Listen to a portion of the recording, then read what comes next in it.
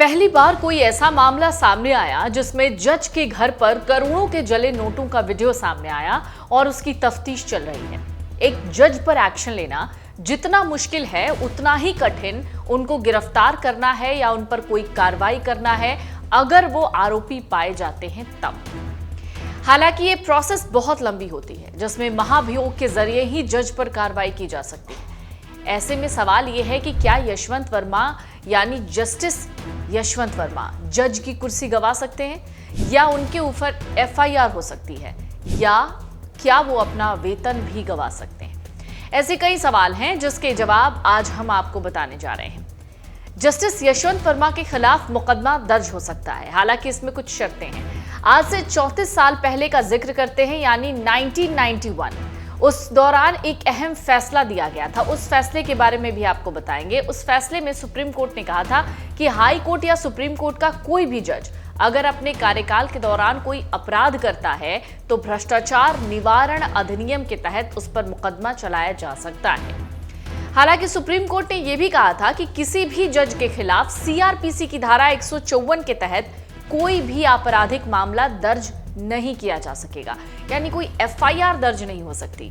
हाँ, अगर सरकार इस बारे में भारत के मुख्य न्यायाधीश से राय मशविरा कर ले तो मामला अलग है। सुप्रीम कोर्ट के उस फैसले में यह भी कहा गया था कि अगर भारत के मुख्य न्यायाधीश को यह लगता है कि यह मामला भ्रष्टाचार निवारण अधिनियम के तहत आगे बढ़ाने लायक नहीं है तो इस मामले में एफआईआर दर्ज नहीं की जाएगी।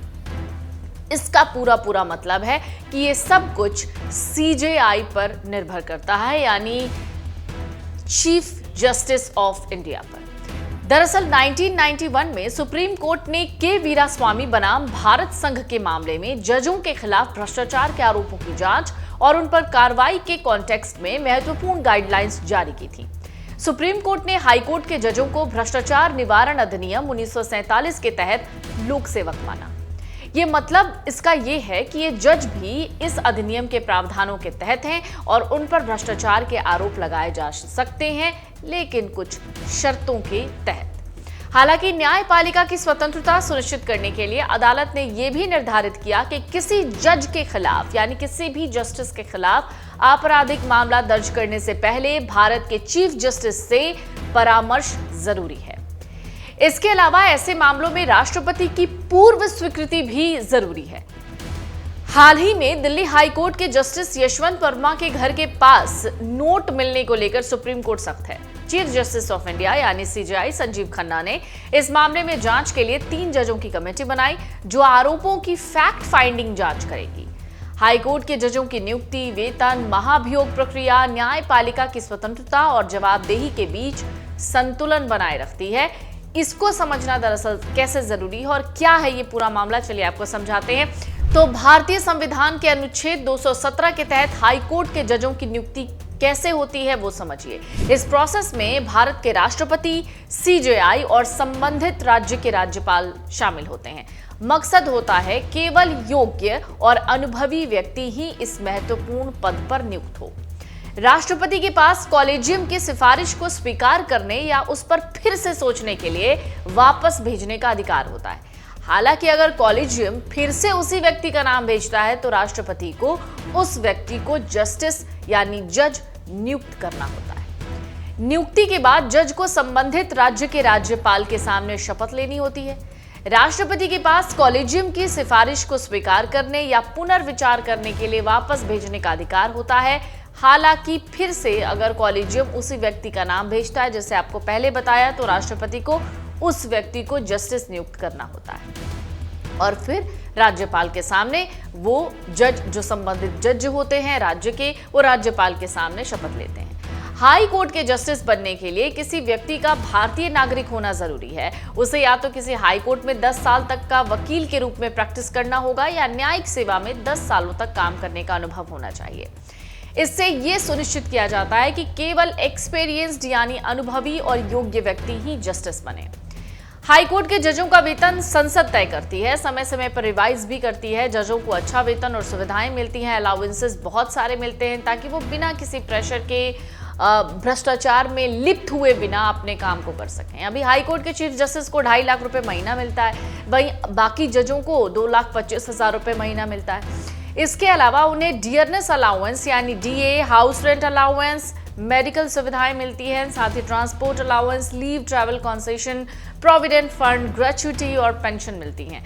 ये सुविधाएं जज की स्वतंत्रता बनाए रखने में मदद करती हैं। अब भारत का जो संविधान जज को लेकर बनाया गया है, यानी जजों को ध्यान में रखते हुए, उनकी शक्तियों को ध्यान में रखते हुए बनाया गया है, उसको जरा समझिए।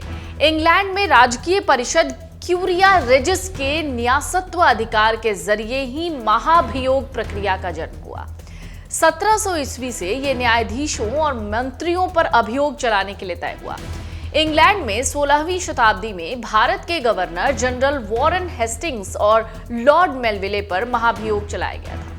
अमेरिका के संविधान के मुताबिक उस देश के राष्ट्रपति, उपराष्ट्रपति और बाकी मंत्री अपने पद से तभी हटाए जा सकेंगे जब उन पर राजद्रोह, घूस और बाकी किसी तरीके के विशेष दुराचरण का आरोप महाभियोग से सिद्ध हो जाए। इंग्लैंड में महाभियोग की सजा तय नहीं है, मगर अमेरिका में पद से हटा दिया जाता है। हालांकि डोनाल्ड ट्रंप समेत कई राष्ट्रपतियों पर महाभियोग चलाए जाने की प्रक्रिया तो शुरू हुई, मगर यह अंजाम तक नहीं पहुंची। भारतीय संविधान में महाभियोग की जो प्रक्रिया है वो आयरलैंड के संविधान से ली गई है। महाभियोग वो प्रक्रिया है जिसका इस्तेमाल राष्ट्रपति और सुप्रीम कोर्ट या हाई कोर्ट के जजों को हटाने के लिए किया जाता है। इसका जो जिक्र है वो संविधान के अनुच्छेद 61, 124(4), 5, 217 और 218 में मिलता है। किसी जज के खिलाफ महाभियोग संसद के किसी भी सदन यानी निचले सदन लोकसभा या उच्च सदन राज्यसभा में पेश किया जा सकता है। प्रस्ताव लोकसभा में पेश किया जा रहा है तो उसमें लोकसभा के कम से कम 100 सदस्यों और राज्यसभा में पेश किया जा रहा है तो कम से कम 50 सदस्यों का समर्थन यानी उनके दस्तखत जरूरी होते हैं। सांसदों के दस्तखत वाले प्रस्ताव को लोकसभा के स्पीकर या राज्यसभा के सभापति के स्वीकार करने के बाद ही किसी जज को हटाने की जो प्रोसेस है वो प्रोसीड करती है यानी आगे बढ़ती है। लोकसभा स्पीकर या सभापति इस प्रस्ताव की शुरुआती जांच के लिए एक समिति का गठन करते हैं। समिति में सुप्रीम कोर्ट के एक जज, हाई कोर्ट के एक चीफ जस्टिस, एक विधि विशेषज्ञ शामिल होते हैं, यानी जो लॉ एक्सपर्ट होते हैं, विधि विशेषज्ञ उन्हें ही कहते हैं। समिति जज के खिलाफ लगाए गए आरोपों की जांच करती है, अपनी रिपोर्ट दे देती है। अगर समिति की रिपोर्ट में आरोप सही पाए जाते हैं तो संसद में महाभियोग प्रस्ताव पेश किया जाता है। संविधान के अनुच्छेद 124(4) के मुताबिक जज को हटाने की प्रक्रिया तभी आगे बढ़ती है जब इस प्रस्ताव को दोनों सदनों के कुल सदस्यों में से बहुमत का समर्थन मिलता है। साथ ही प्रस्ताव का समर्थन करने वाले सांसदों की संख्या सदन में मौजूद और मतदान करने वाले सदस्यों की 2/3 संख्या से कम नहीं होनी चाहिए। जज को हटाने की सारी प्रोसेस पूरी होने के बाद यह प्रस्ताव राष्ट्रपति के पास जाता है। इसके बाद राष्ट्रपति के आदेश पर ही जज हटाए जा सकते हैं। अब जिस 1991 के फैसले का जिक्र हमने थोड़ी देर पहले किया था उसे समझना जरूरी है। सुप्रीम कोर्ट ने 1991 में इन हाउस प्रोसीजर को लेकर एक ऐतिहासिक फैसला सुनाया था। यह सुप्रीम कोर्ट और हाई कोर्ट के जजों पर भ्रष्टाचार, कदाचार या अनुचित व्यवहार के आरोपों की जांच के लिए दिशा निर्देश तय करता है। 1991 में सुप्रीम कोर्ट के तत्कालीन मुख्य न्यायाधीश और वरिष्ठ जजों को यह चिंता थी कि अगर किसी जज पर गंभीर आरोप लग गए तो उसकी जांच और अनुशासनात्मक कार्रवाई कैसे हो। इस संदर्भ में सुप्रीम कोर्ट ने इन हाउस प्रोसीजर को मंजूरी दी थी। अब वो पूरा मामला क्या था जिस पर सुप्रीम कोर्ट को ये मंजूरी देनी पड़ी और ये फैसला देना पड़ा? दरअसल 1991 का सुप्रीम कोर्ट का ऐतिहासिक फैसला मद्रास हाई कोर्ट के पूर्व मुख्य न्यायाधीश के वीरस्वामी के केस से जुड़ा था। उन पर भ्रष्टाचार के गंभीर आरोप थे। सीबीआई ने उनके खिलाफ आय से अधिक संपत्ति का मामला दर्ज किया था। सीबीआई ने वीरस्वामी के खिलाफ जांच शुरू की, लेकिन उन्होंने तर्क दिया कि सिटिंग या रिटायर्ड जज के खिलाफ मुकदमा चलाने के लिए केंद्र सरकार से अनुमति लेना जरूरी है। ये मामला सुप्रीम कोर्ट पहुंचा और 1991 में इस पर फैसला आया। सुप्रीम कोर्ट ने फैसले में कहा, हाई कोर्ट और सुप्रीम कोर्ट के जजों पर मुकदमा चलाने के लिए सीजेआई की सहमति जरूरी होगी। इस फैसले में इन हाउस प्रोसीजर की शुरुआत की गई ताकि न्यायपालिका की गरिमा और पारदर्शिता बनाए रखी जा सके। यह फैसला न्यायपालिका में अनुशासन और जवाबदेही को मजबूत करने की दिशा में अहम कदम था।